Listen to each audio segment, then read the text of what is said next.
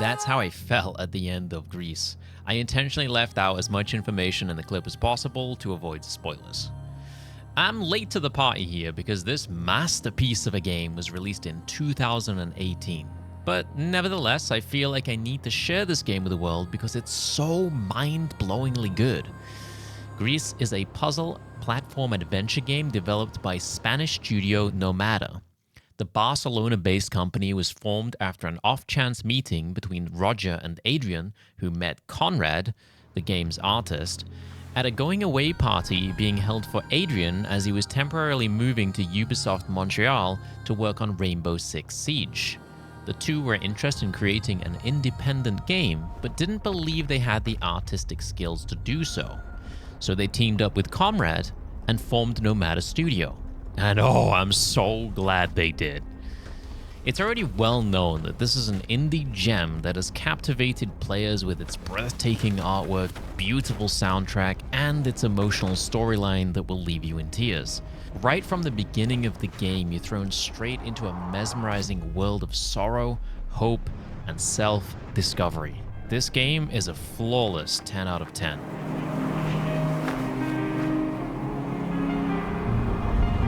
Gris is actually quite a simple game when it comes to gameplay and mechanics, but that doesn't mean it's boring. The depth of the mechanics continually builds upon itself, and even though it's not a difficult game, you will keep running into new challenges that you have to overcome that will keep you engaged. The core gameplay will have you navigating around intricate but not confusing environments, solving puzzles, and unlocking new abilities as you bring back colors to the world. The puzzles in this game are a joy. They seem to have the perfect level of difficulty. They never feel frustrating, but they're just enough of a challenge that they're very satisfying to complete. You'll always find yourself connecting the dots after a few tries, even if the puzzle seems daunting to begin with. The controls are intuitive with a very gentle learning curve, and this game is definitely designed for players of all skill levels, but even as a long-time gamer, it didn't feel dumbed down or like it was holding my hand too much.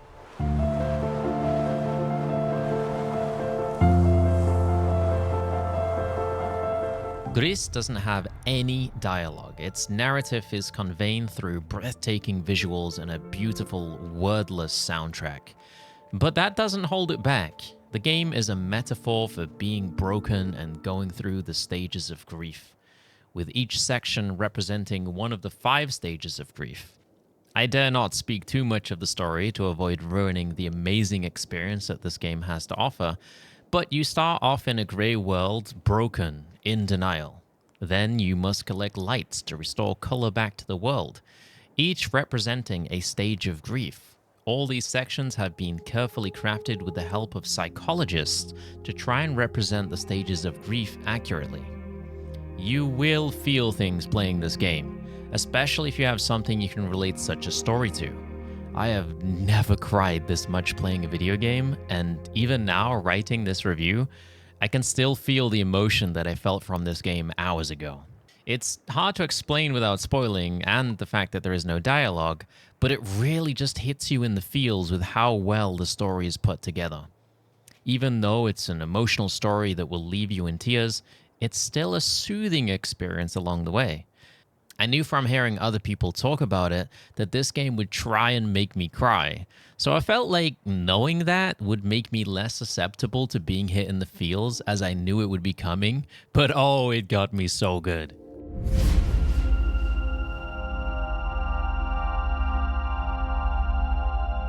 The hand-drawn art style is gorgeous, and it instantly pulls you in. I had goosebumps in literally the first few seconds of the game due to a combination of the audio and visual pleasure that it delivered.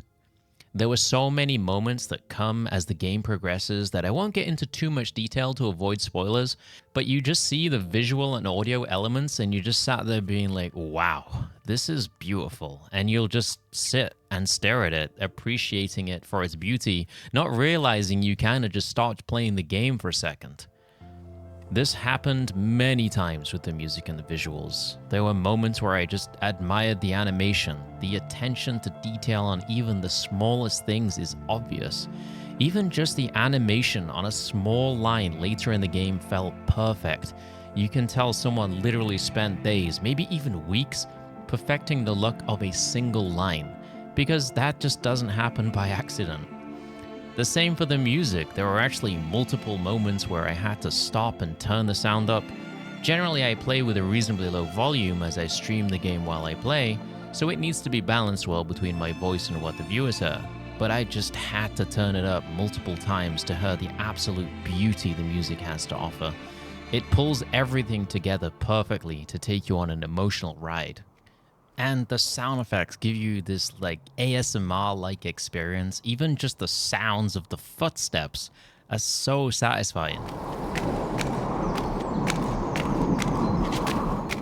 The game runs incredibly well. I ran into zero issues with frame rate, and considering this game is also on iOS, it's very well optimized to be played even on the most low-end systems.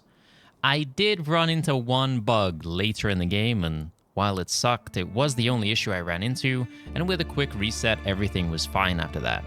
I don't feel like that one singular issue detracted from the game at all.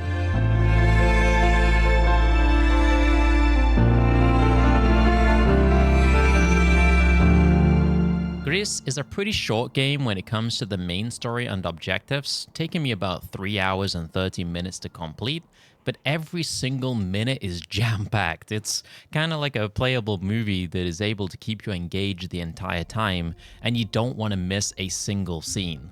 The game also does a good job of having extra secrets that it shows you throughout the game, so you know how many you've collected, and you may be tempted to go back and find them when you've finished.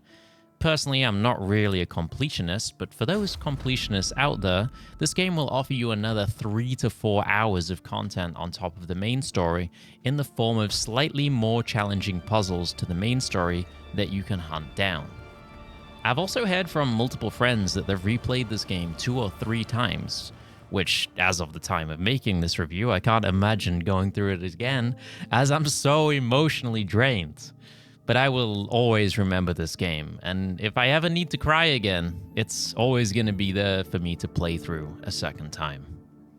This game does not have a DLC. However, there is another game coming out in 2024, this year, from the same studio called Never, which also has a similar visual style, so I can only imagine it'll also be a trip down Fields Lane.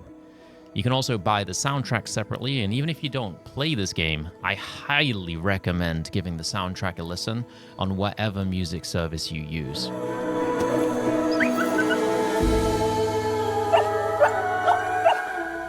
With all that said, this game is a straight 10 out of 10 for me. No game has ever made me feel so much emotion or have such an impact on me, and that means a lot. For the price at $15 US, this game is priced incredibly well, and in my eyes is a must-play. It's especially a must-play if you like games that make you feel things.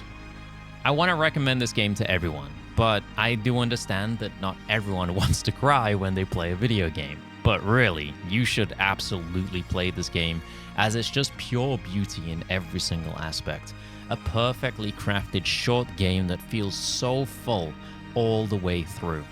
A huge thank you to Nomada Studio for creating this beautiful game. If you need a game to relax to after this emotionally charged journey, I highly recommend checking out my review of Tiny Glade, a cozy little procedural castle builder that is looking to be another gem in the indie space.